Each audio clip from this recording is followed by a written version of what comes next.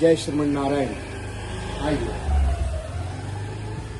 अभी हम सब यहाँ कर्नाटक राज्य के मांड्या जिला के मलेकोट्टी में है। मेलकोट्टे का यह एक बहुत ही प्राचीन कालीन मंदिर, जिसमें भगवान नारायण और शालिग्राम भगवान है। जो इसकी ऐतिहासिकता है, जो इसका वास्तुशिल्प है, वो देखने लायक है। ये पूरे पत्थर से काटकर बनाया गया है। आप देखिए, जहां तहां यहाँ सारे जगह पर भगवान नारायण के जो संकेत है, जो शंख चक्र गदा है, वो सब बना हुआ है दीवार के कोने कोने में। इस मठ में, जो रामदेवरा मठ है, इस मठ में लगभग 12 कमरे हैं और यह सीधे भगवान नरसिंह का जो मंदिर है उसके सामने है। ऐसा माना जाता है कि मेलकोट्टे जो यह धरती है, जो ऐतिहासिक धरती है, जो सनातनी धरती है, जो वैष्णव का गढ़ है, जिसे दक्षिण के बद्रिकाश्रम के रूप में भी हम जानते हैं, वो पहले से मात्र 2 ही यहाँ पर थे, नरसिंह स्वामी का मंदिर और जितने भी बने वो फिर बाद में बने। और ये देखिए, इसका प्राचीन काल से बना हुआ ये कुआं है, जो इसके माध्यम से जल आता है। ये जल जो है, जल अभी भी कुएं का, हम लोग भी आए तो यहाँ कुएं का जल ग्रहण किए, तो ये देखिए, इसके माध्यम से जो है वो जल की प्राप्ति होती है और भगवान का भोग भी इसी जल से लगता है, प्रसाद भी इसी जल का बनता है। और हम आने वाले जो भक्त जन हैं, वो भी इसी का जल ग्रहण करते हैं। ये जो पूरी बनावट है, जो इसका रसोई घर है, पाकशाला है, वो सब बड़ा ही ऐतिहासिक और प्राचीन कालीन है। ये पूरा जो है वो पत्थर का बना हुआ है और पत्थर से इसका स्लीप पटा हुआ है। ये प्राचीन कालीन, कितनी भी गर्मी हो, आप जितनी भी गर्मी में आ जाए, यहाँ शीतलता, कोई एसी की आवश्यकता नहीं पड़ेगी। आप ये देखिए, ये खाने का पाकशाला है।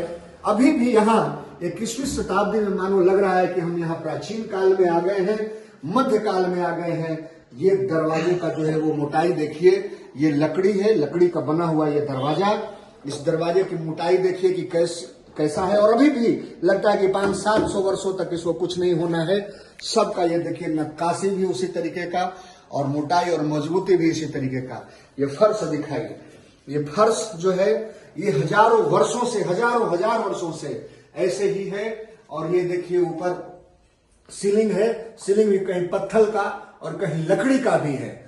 और अब बताइए किस तरह का ये लकड़ी होगा, जो हजार वर्ष से न दीमक लगा है, न सड़ा है, न गला है, और जस के तस वैसे ही है। और ये यहाँ खाद्य पदार्थ खाना बनाने के लिए जो हम लोग पहले मूसर के रूप में यूज करते थे, ये देखिए ये कैसे जो पूरा विधि जो प्राचीन काल, अभी भी इसी तरीके से खाना बनता है। ये रसोई घर है, यहाँ प्रसाद बनता है।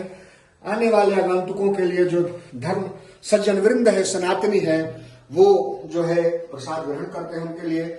और ये जो रखा हुआ है, जो स्लैब के रूप में ये है, वो स्लैब के रूप में कोई टाइल्स नहीं, कोई पत्थर नहीं।